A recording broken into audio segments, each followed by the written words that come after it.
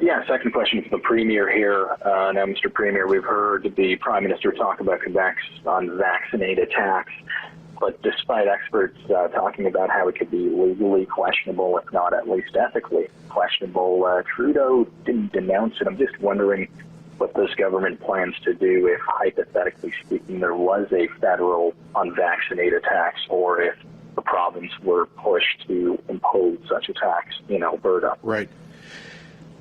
Well, I'm very concerned by the federal government supporting the principle of imposing taxes on people based on their health condition or choices. That violates the fundamental principle of universality in Canada's healthcare system, which is one of the guarantees of the Canada Health Act.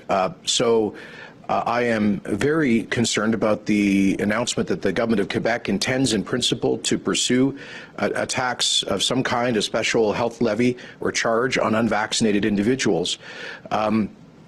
We obviously strongly encourage people to get vaccinated. Doing so is the best way to protect their own health, but also prevent the unacceptable pressure on our hospitals and healthcare system.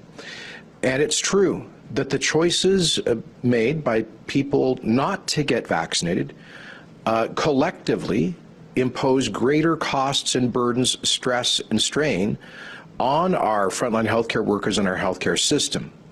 That's unfortunate.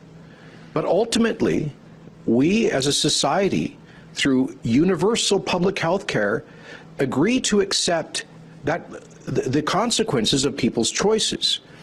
We may not like it, but it's a moral obligation that we have not to pick and choose who gets care based on their financial ability. Because the implication of this policy is that low-income unvaccinated people would be denied care, which is, I think, inhumane and unethical, and certainly un-Canadian.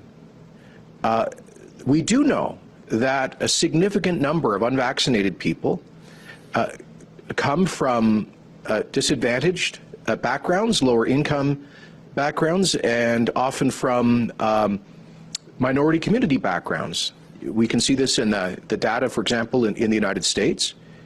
So I think this could ultimately end up being a kind of indirect discrimination against people who have multiple barriers, multiple challenges in their lives, including poverty in many cases.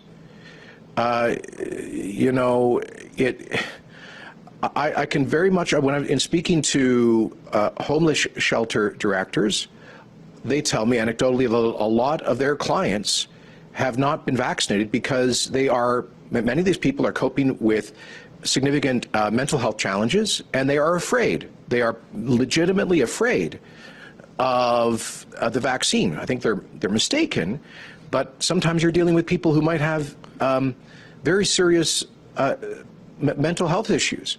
So should they be denied care? Should they be forced to get out? Well, they don't have a credit card. How would they pay for this extra charge?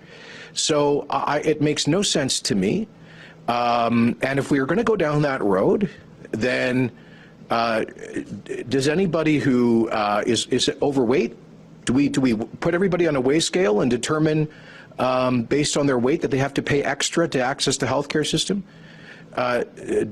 When a drunk driver makes the terrible decision to get behind the wheel when they're inebriated, and they end up crashing their car, or they need emergency care, we don't ask them. We may look very negatively at their decision, and they may face criminal consequences for that, but we don't ask for their credit card on the way into the emerge.